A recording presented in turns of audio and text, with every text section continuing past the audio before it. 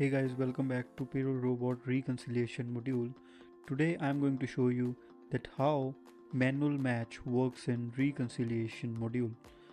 So let's go into a reconciliation, and here we can see matched transactions as well as the unmatched transactions. So the matched transactions are the transactions that are defined by the reconciliation engine, but the unmatched transactions are those which are some discrepancies or which doesn't qualify with the rules specified by the user.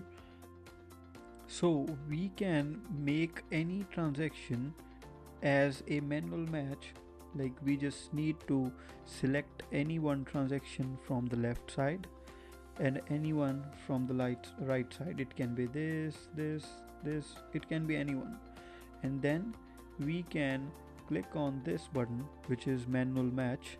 Then when we click on this button, it will make this transaction, which is 1008, and on the other side, which is 1009, it will make this transaction as a match.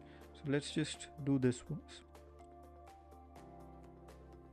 So yeah, we can see that in the match transactions we got a manual match just now, which is 1008, and on the other side, which is 1009, and with the variance type manual match.